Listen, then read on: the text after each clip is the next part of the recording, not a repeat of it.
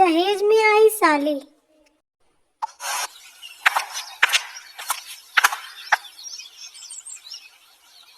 जीती रहे, आखिर तूने कर दिखाया निशा। हाँ पापा। इतना कहकर निशा अपने सामने खड़े आदमी को सल्यूट करती है और तभी वहाँ खड़े सारे मोहल्ले वाले निशा और राम के लिए जोर जोर से ताली बजाने लगते हैं। तालियों की गड़गड़ाहट से पूरा मोहल्ला गूंजने लगता है। तालियां रुक नहीं रही थी और उन तालियों को सुनकर राम कहीं खो जाता है। राम को याद आता है जब वो कॉलेज में था और गाना गा रहा था, तब पूरे हॉल में उसके लिए ऐसे ही तालियां बज रही थी। हर कोई उसकी तारीफ कर रहा था, पर राम तो बस संध्या को ही देखे जा रहा था। ये कहानी है राम, संध्या और निशा की। उस दिन संध्या, संध्या, आज मेरी परफॉर्मेंस है, तुम आओगी ना? क्यों? मैं क्यों आऊं? तुम आओगी तो मुझे अच्छा लगेगा। अच्छा ठीक है, मैं सोचूंगी।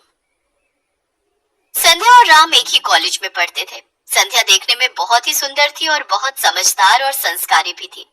राम उसे दिल ही दिल में पसंद करने लगा था। ये बात संध्या भी जानती थी, लेकिन राम उससे कह नहीं पाता था। उस दिन शाम को परफॉर्मेंस के बाद राम ने बड़ी हिम्मत करके संध्या से कहा, संध्या, मैं तुमसे कुछ कहना चाहता हूँ। रहने दो राम, मैं जानती हूँ कि तुम मुझसे क्या कहना चाहते हो। देखो, जो तुम सोच रहे हो ना, वो कभी नहीं हो पाएगा। पर दिक्कत क्या है? मैं पढ़ाई लिखाई में अच्छा हूँ, अच्छा गाना गाता हूँ, मेरे पिताजी नौकरी करते हैं, फिर तुम क्यों नहीं मान रही? मैं नहीं, मेरे पिताजी नहीं मानेंगे राम। वो एक छोटे से किसान हैं। वो चाहते हैं कि मैं और मेरी बहन पढ़ लिख कर कुछ बड़ा करें। और रही बात शादी की, तो वो कभी भी अपनी जात बिरादरी से बाहर जाकर मेरी शादी नहीं करेंगे। जमाना बदल गया है संध्या, अब ये जाति बिरादरी के बारे में मैं भी नहीं सोचती राम, पर मेरे पिताजी सोचते हैं। वो वैसे भी बीमार रहते हैं, मैं उन्हें किसी भी तरह की तकलीफ नहीं देना चाहती। इतना कहकर संध्या वहाँ से चली गई। पर राम संध्या से बहुत प्यार करता था और हर हाल में उससे शादी करना चाहता था। संध्या के मना करने के बावजूद वो नहीं माना और किसी तरह संध्या का पीछा करता हुआ उसके घर तक पहुंच गया। शहर से लगे एक गांव में वो एक कच्चा मकान था। उस घर की हालत बहुत ही खराब थी। उस कच्चे घर को देखकर राम हैरान रह गया कि संध्या किस मुश्किल दौर से गुजर रही थी। वो जैसे ही घर के अंदर आया तो उसने देखा कि संध्या अपने पिता को दवाई पिला रही थी और उसकी छोटी बहन पास में ही चूल्हे पर खाना बना रही थी। राम, तुम यहाँ? मुझे बस तुम्हारे पिताजी से कुछ बात करनी है। कौन है संध्या? कोई नहीं बाबा, वो मैं राम हूँ। नमस्ते। नमस्ते। मैंने तुम्हें पहचाना नहीं बेटा। जी, मैं आपकी बेटी संध्या के साथ कॉलेज में पढ़ता हूँ। अंकल जी, मैं आपकी बेटी से बहुत प्यार करता हूँ और उससे शादी करना चाहता हूँ। इस घर की हालत देख रहे हो बेटा, मैं तुम्हें क्या दे पाऊंगा? मुझे कुछ नहीं चाहिए, बस संध्या को मेरे साथ भेज दीजिएगा। मैं आपसे वादा करता हूँ कि मैं जिंदगी भर उसका ख्याल रखूंगा। मेरा ख्याल तो तुम रख लोगे, पर उसके बाद मेरी छोटी का क्या होगा? वो देखो, वो मेरी छोटी बहन है, अभी स्कूल में पढ़ती है। मैं कॉलेज के बाद काम करने जाती हूँ। जो पैसे कमाती हूँ उसी से पिताजी की दवाई और इस घर का खर्चा चलता है, समझे?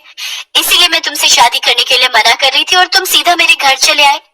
मेरे हालात ऐसे हैं कि मैं तुमसे क्या किसी से भी शादी नहीं कर सकती। अब हम पर तरस खाओ और चले जाओ यहाँ से, प्लीज। राम वहाँ से चला गया। उसकी आंखों में आंसू थे। उसे पता नहीं था कि संध्या इतने बुरे हालात से गुजर रही थी, पर उसने भी ठान ली थी। अगली सुबह वो अपनी मोटरसाइकिल लेकर संध्या के घर पहुंचा और उसे अपने साथ कॉलेज ले गया। शाम को संध्या के पिता के लिए उसने दवाइयां ली और फिर संध्या के साथ उसके घर पहुंचा।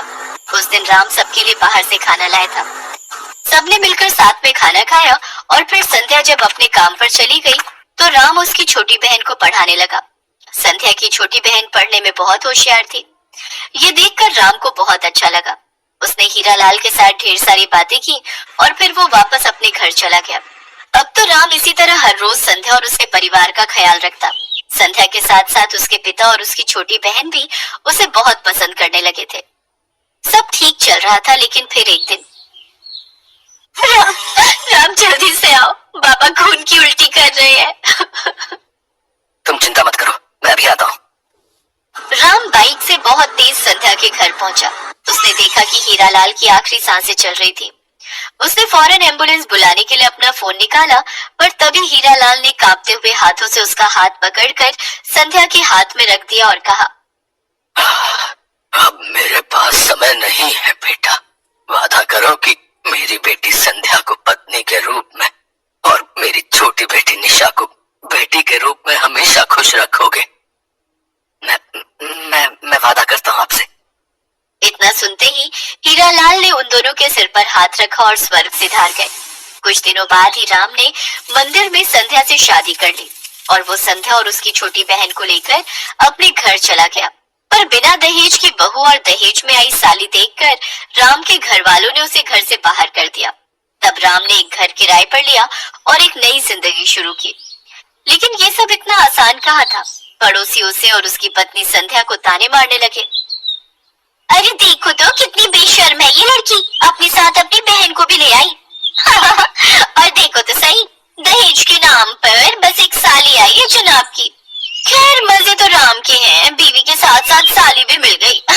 By one get one offer मिला है इसे तो।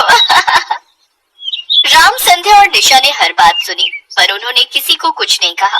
फिर उसी शाम, जीजा जी आप मुझे पढ़ा देंगे? जीजा जी नहीं, आज से तुम मेरी बेटी हो, मुझे पापा कहोगी। मैं आज से तुम्हारा पिता हूँ और तुम मेरी बेटी। ये वही पड़ोसी थे जो आज निशा और राम के लिए अब तक तालियां बजा रहे थे। उनकी तालियों में जैसे क्षमा याचना थी जो वो राम और संध्या से मांग रहे थे। तभी संध्या ने राम की तरफ देखकर कहा, आज तुमने अपना हर फर्ज निभा दिया। मैं खुशकिस्मत हूँ कि मुझे तुम मिले। नहीं संध्या, मैं खुशकिस्मत हूँ जो मुझे तुम जैसी पत्नी और निशा जैसी होनहार बेटी मिली, जिसने मेरा नाम रोशन कर दिया और लोगों के तानों को तालियों में बदल दिया।